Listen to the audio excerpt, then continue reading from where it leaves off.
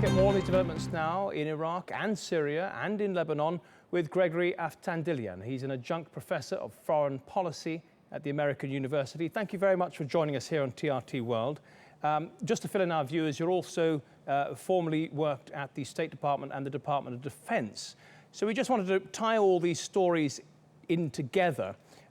We have Hezbollah taking on Daesh in Beirut. We've got the Peshmerga fighting Daesh in Sinjar, and of course the battle also in Syria just across the border.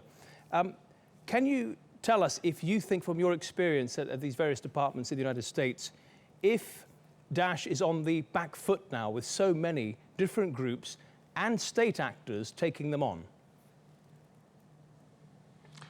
Well, we've seen over the past couple of years now that ISIS or Daesh has actually they've actually expanded their presence outside of Syria and Iraq. We've seen Daesh affiliates in the Sinai Peninsula of Egypt, in Libya, in Yemen.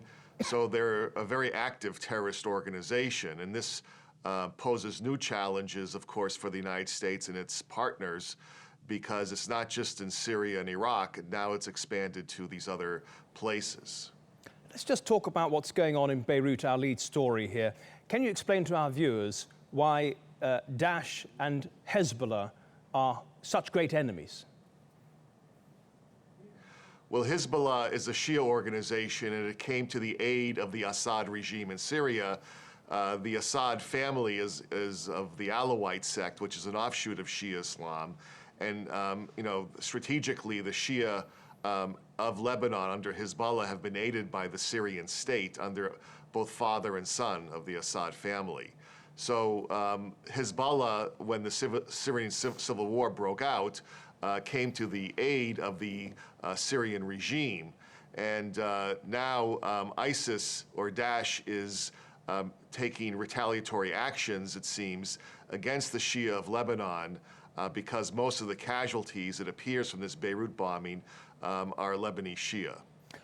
And in the Departments of Defense and State this evening, as the US officials are watching what's going on in Sinjar, do you think that they would be pleased with the progress which they have laid the groundwork for with airstrikes?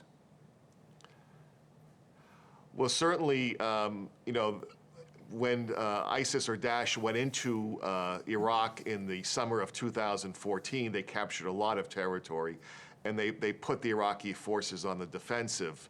And now, even though they've made some offensive, the Kurds and the Iraqi army have made some offensive moves, this seems to be one of the most significant ones we've seen for quite some time. And I think part of this is to cut off the road from Raqqa in eastern Syria to Mosul in northern Iraq, because that is like basically the supply road from one point of Daesh's territory to another. But there's also this humanitarian issue because of the gross atrocities that were done against the Yazidis in the Sinjar. And so you have many of the Kurds of northern Iraq being sympathetic towards the plight of the Yazidis, who are Kurdish speakers. And so now the fight is being taken to Daesh in the city of Sinjar.